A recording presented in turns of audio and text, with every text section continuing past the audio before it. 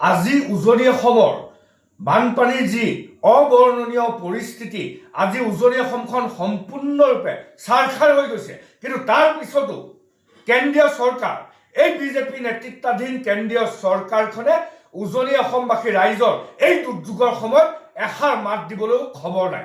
আমি দেখিবলৈ পাওঁ, আজি যদি গুজৰাটত বানপানী হয়, দুৰ্যোগ হয়, আজি বোম্বাইত যদি দুৰ্যোগ হয়, বানপানী হয়, আজি বিহাৰত যদি এনেকুৱা ধৰণৰ দুৰ্যোগ হয়, তেতিয়াহ'লে আমি দেখিবলৈ পাম দিল্লীৰ মন্ত্ৰী, বিধায়ক, ডাঙৰ ডাঙৰ মন্ত্ৰী, গৃহমন্ত্ৰী অমিত শ্বাহ, নৰেন্দ্ৰ মোদী দৌৰি যাব।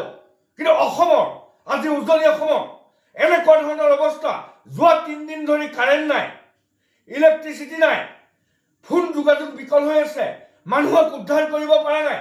তাৰ পিছতো ভাৰত চৰকাৰৰ কোনো এজন কেন্দ্ৰীয় মন্ত্ৰীয়ে আহি উজনি অসমৰ আমাৰ মানুহৰ খবৰ ল'বলৈ সময় নাই। আমাৰ তেল লাগে, উজনি অসমৰ পৰা তেল লাগে, চাহ লাগে, কয়লা লাগে, চূণশিল লাগে, আমাৰ চাহ লাগে, আমাৰ সম্পদবিলাক, আমাৰ তেজবিলাক কেৱল লুণ্ঠন কৰিবৰ কাৰণেহে দিল্লীয়ে আমাৰ উত্তৰ পূৰ্বাঞ্চল তথা অসমখনক আমাৰ কেৱল শোষণ কৰিবৰ কাৰণে, আমাৰ তেজবিলাক লৈ যাবৰ কাৰণেহে তেওঁলোকক লাগে।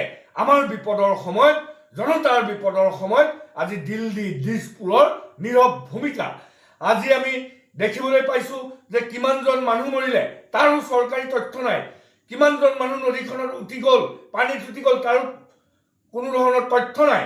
আৰু বিজেপি RSSৰ মন্ত্ৰী অমিত শ্বাহ হতে বানপানীৰ সমস্যা সমাধান কৰিবৰ কাৰণে পুখুৰী খানি ব্ৰহ্মপুত্ৰৰ পানী বানপানীৰ সমস্যা সমাধান কৰিব, এনেকুৱা ধৰণৰ অলগদ্ধ, এনেকুৱা ধৰণৰ ফটুৱামি, এনেকুৱা ধৰণৰ বহুৱালি কথা কৈ অসমীয়া জনতাক কেৱল শোষণ, লাঞ্ছনা, বঞ্চনা আৰু আমাৰ সম্পদ, আমাৰ তেজবিলাক নিবৰ কাৰণেহে কেন্দ্ৰীয় চৰকাৰে অসমক, অসমবাসী ৰাইজক কেন্দ্ৰীয় চৰকাৰে মাহিয়াই দৃষ্টিভংগীৰে চাই এই কাৰ্যক তীব্ৰ গৰিহণা দিছোঁ।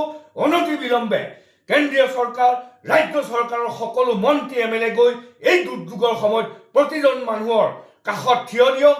আৰু নহ'লে আমি গম পাম দিল্লীয়ে কেৱল আমাৰ উত্তৰ পূৰ্বাঞ্চল অসমৰ মানুহৰ তেজ শুই খাবলৈহে দিল্লীয়ে জন্ম লৈছে। আমাৰ দুখ দুৰ্দশাৰ সময়ত তেওঁলোক মনে মনে বহি থাকে। ধন্যবাদ। ইনকলাব জিন্দাবাদ। আজি উজনি অসমৰ বানপানীৰ যি অবৰ্ণনীয় পৰিস্থিতি, আজি উজনি অসমখন সম্পূৰ্ণৰূপে ছাৰখাৰ হৈ গৈছে। কিন্তু তাৰ পিছতো কেন্দ্ৰীয় চৰকাৰ, এই বিজেপি নেতৃত্বাধীন কেন্দ্ৰীয় চৰকাৰখনে উজনি অসমবাসী ৰাইজৰ এই দুৰ্যোগৰ সময়ত এষাৰ মাত দিবলৈও খবৰ নাই। আমি দেখিবলৈ পাওঁ, আজি যদি গুজৰাটত বানপানী হয়, দুৰ্যোগ হয়, আজি বোম্বাইত যদি দুৰ্যোগ হয়, বানপানী হয়, আজি বিহাৰত যদি এনেকুৱা ধৰণৰ দুৰ্যোগ হয়, তেতিয়াহ'লে আমি দেখিবলৈ পাম দিল্লীৰ মন্ত্ৰী, বিধায়ক, ডাঙৰ ডাঙৰ মন্ত্ৰী, গৃহমন্ত্ৰী অমিত শ্বাহ, নৰেন্দ্ৰ মোদী দৌৰি যাব। কিন্তু অসমৰ, আজি উজনি অসমৰ এনেকুৱা ধৰণৰ অৱস্থা, যোৱা 3 দিন ধৰি কাৰেণ্ট নাই, ইলেক্ট্ৰিচিটি নাই, ফোন যোগাযোগ বিকল হৈ আছে, মানুহক উদ্ধাৰ কৰিব পৰা নাই।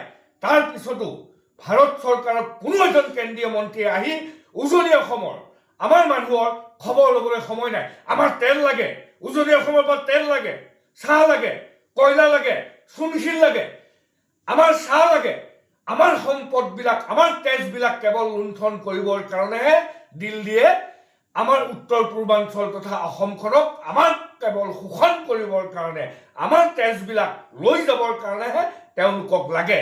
আমাৰ বিপদৰ সময়ত, জনতাৰ বিপদৰ সময়ত আজি দিল্লী, দিছপুৰৰ নীৰৱ ভূমিকা। আজি আমি দেখিবলৈ পাইছোঁ যে কিমানজন মানুহ মৰিলে তাৰো চৰকাৰী তথ্য নাই, কিমানজন মানুহ নদীখনত উটি গ'ল, পানীত উটি গ'ল, তাৰো কোনো ধৰণৰ তথ্য নাই।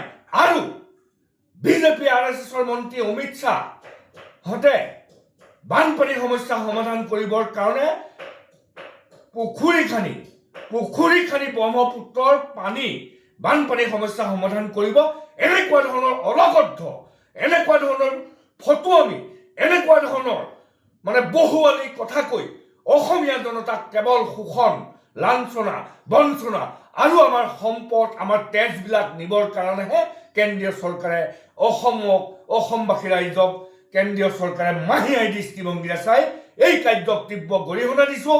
অনতি বিলম্বে কেন্দ্ৰীয় চৰকাৰ, ৰাজ্য চৰকাৰৰ সকলো মন্ত্ৰী MLA গৈ এই দুৰ্যোগৰ সময়ত প্ৰতিজন মানুহৰ কাষত থিয় দিয়ক।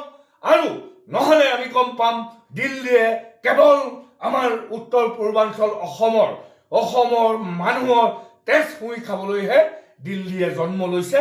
আমাৰ দুখ দুৰ্দশাৰ সময়ত তেওঁলোক মনে মনে বহি থাকে। ধন্যবাদ। ইনকলাব জিন্দাবাদ।